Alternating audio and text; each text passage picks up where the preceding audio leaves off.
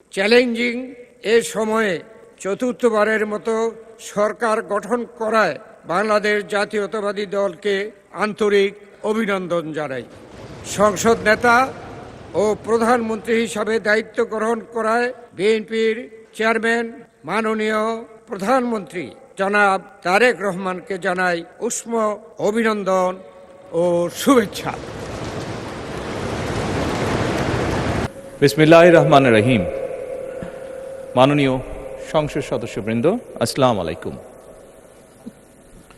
ফ্যাসিবাদের নির্মমতার শিকার অসংখ্য মানুষের কান্না আর হাজারো প্রাণের আত্মত্যাগের মধ্যে দিয়ে অবশেষে আজ থেকে পুনরায় যাত্রা শুরু হতে যাচ্ছে জনগণের ভোটে জনগণের কাছে জবাবদিহিমূলক সত্যিকার অর্থে জনপ্রতিনিধিশীল জাতীয় সংসদ।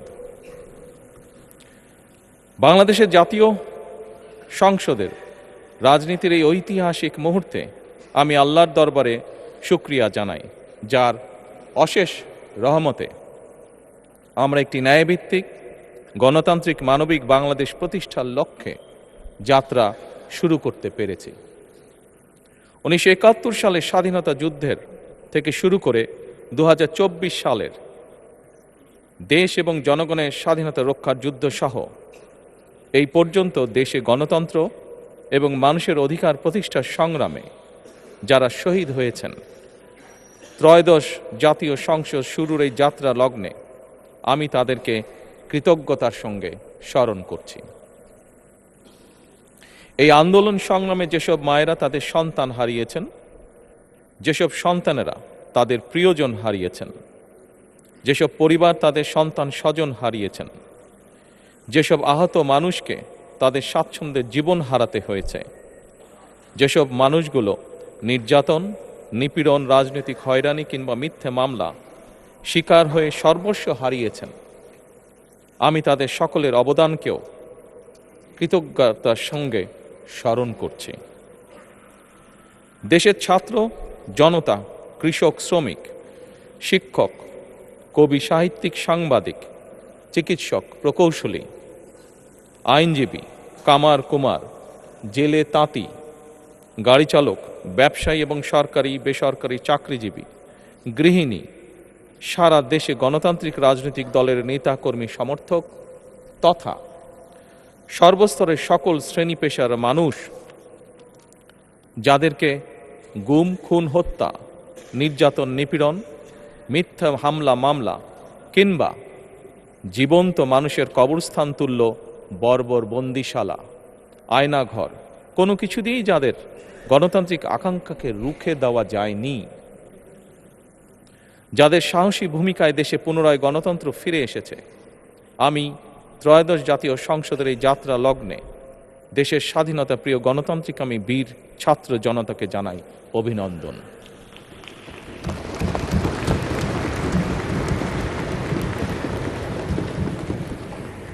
সম্মানিত সংসদ সদস্যবৃন্দ, দেশনেত্রী মরহুমা বেগম খালেদা জিয়া জনগণের অধিকার প্রতিষ্ঠায় দেশে সংসদীয় গণতন্ত্র প্রতিষ্ঠা করেছিলেন, সংসদীয় গণতন্ত্রকে প্রাতিষ্ঠানিক রূপ দিয়েছিলেন। সেই গণতন্ত্রকে প্রহসনের রূপ দিয়ে জাতীয় সংসদকে হাস্যরসের খোরাকে পরিণত করা হয়েছিল। দেশে তাবিদারি শাসন শোষণ কায়েম করা হয়েছিল। দেশে সংসদীয় গণতন্ত্র এবং জনগণের অধিকার পুনঃপ্রতিষ্ঠা করার জন্য দেশনেত্রী বেগম খালেদা জিয়া জীবনের শেষ দিন পর্যন্ত লড়াই করেছেন। জীবনে কখনোই স্বৈরাচার কিংবা ফ্যাসিবাদের সঙ্গে আপোষ করেননি। দেশে আজ থেকে আবারও সেই কাঙ্ক্ষিত সংসদীয় গণতন্ত্রের যাত্রা শুরু হলো, আলহামদুলিল্লাহ।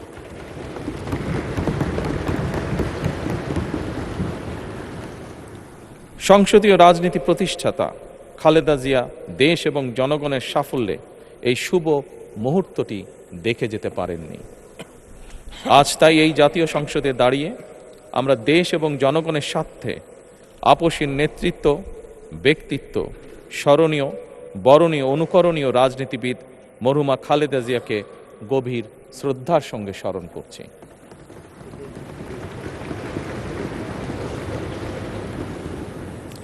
সম্মানিত সংসদ সদস্যবৃন্দ, দেশে বহুদলীয় গণতন্ত্রের প্রবক্তা এবং প্রবর্তক স্বাধীনতার ঘোষক শহীদ প্রেসিডেন্ট জিয়াউর রহমানের একটি উক্তির কথা আপনাদের সামনে আমি স্মরণ করতে চাই।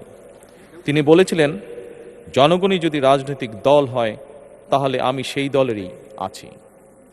অর্থাৎ ব্যক্তি কিংবা দলের স্বার্থ নয়, জনগণের স্বার্থই সবচাইতে বড়। এটাই বিএনপির রাজনীতি।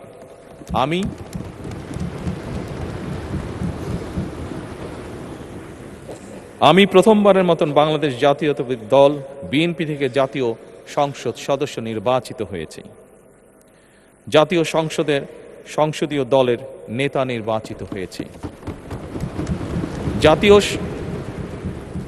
জাতীয় সংসদে দলের প্রতিনিধিত্ব করলেও প্রধানমন্ত্রী হিসাবে আমি এই জাতীয় সংসদে দেশের প্রতিনিধিত্ব করছি। দল, মত, ধর্ম, বর্ণ নির্বিশেষে দেশের জনগণের প্রতিনিধিত্ব করছি। আমার রাজনীতি দেশ এবং জনগণের স্বার্থ রক্ষা করার রাজনীতি। বিএনপির রাজনীতি জনগণের জীবন মান উন্নয়ন এবং স্বনির্ভর বাংলাদেশ গড়ার রাজনীতি।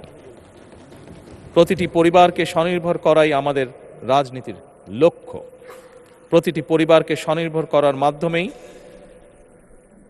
বিএনপি একটি স্বনির্ভর, সমৃদ্ধ, নিরাপদ, গণতান্ত্রিক বাংলাদেশ প্রতিষ্ঠা করতে চায়। এই লক্ষ্য অর্জনে আমি জনগণের সমর্থন এবং সহযোগিতা চাইছি। এই মহান জাতীয় সংসদে সকল দলের নির্বাচিত প্রতিজন সংসদ সদস্যের সমর্থন এবং সহযোগিতা আশা করছি।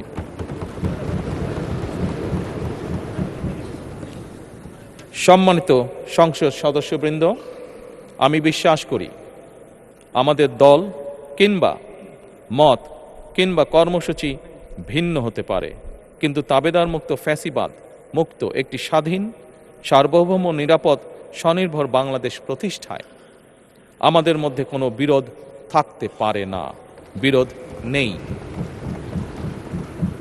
জাতীয় সংসদকে জাতীয় কর্মকাণ্ডের কেন্দ্রবিন্দু না করে বিতাড়িত ফ্যাসিস্ট সরকার জাতীয় সংসদকে অকার্যকর করে ফেলেছিল। আমরা এই মহান জাতীয় সংসদকে সকল যুক্তি, তর্ক আর জাতীয় সমস্যা সমাধানের কেন্দ্রবিন্দুতে পরিণত করতে চাই। সম্মানিত সদস্যবৃন্দ, নতুন সংসদ যাত্রা শুরু করার সময় সংসদের সাবেক স্পিকার কিংবা ডেপুটি স্পিকার উপস্থিত থাকার কথা ছিল, কিন্তু পতিত, পরাজিত, বিতাড়িত ফ্যাসিস্ট সরকারের জনবিরোধী এবং গণবিরোধী কর্মকাণ্ডের ফলে যে জনরোষ তৈরি হয়েছিল তাতে এই মহান সংসদের সাবেক স্পিকার বা ডেপুটি স্পিকারকে খুঁজে পাওয়া যায়নি। তাদের কেউ কারাগারে, কেউ নিখোঁজ কিংবা কেউ পলাতক। দীর্ঘ ১.৫ দশকের ফ্যাসিবাদী এবং তাবেদারি শাসন শোষণের পর জনগণের ভোটে নির্বাচিত প্রতিনিধিদের নিয়ে আজ আমাদের এক বিশেষ পরিস্থিতিতে জাতীয় সংসদের কার্যক্রম শুরু হতে যাচ্ছে। এমন পরিস্থিতিতে আমরা সংবিধান এবং সংসদের কার্যপ্রণালী বিধির বিধান অনুসরণ পূর্বক ত্রয়োদশ জাতীয় সংসদে সভাপতিত্ব করার জন্য আজ আমি প্রবীণ রাজনীতিবিদ এবং 5 বারের মতন নির্বাচিত জাতীয় সংসদ সদস্য জনাব ডক্টর খন্দকার মোশাররফ হোসেনের নাম প্রস্তাব করছি।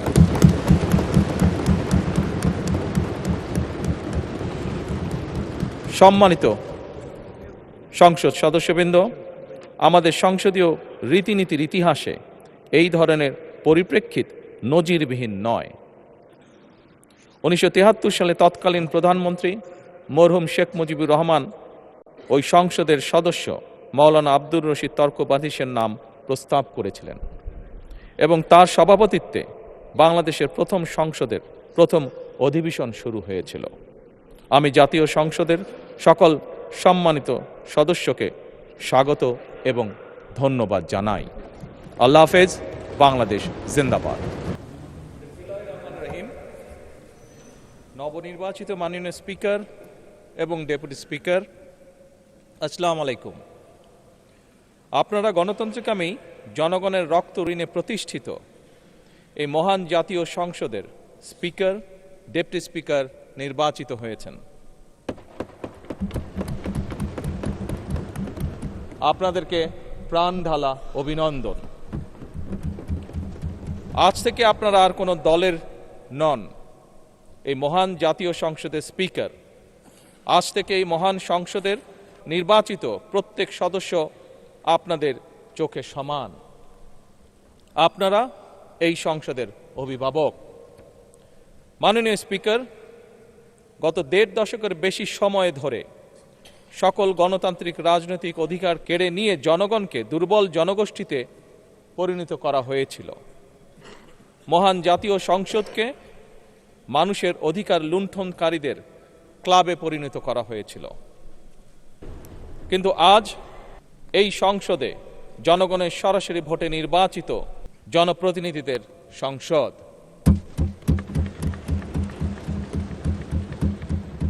আজকের এই সংসদ বাংলাদেশের জনগণের সংসদ। আপনারা আজ এই মহান সংসদের অভিভাবকের দায়িত্ব গ্রহণ করেছেন। দেশের স্বাধীনতা প্রিয় গণতান্ত্রিকামী মানুষ এই সংসদের দিকে প্রত্যাশা নিয়ে তাকিয়ে রয়েছে।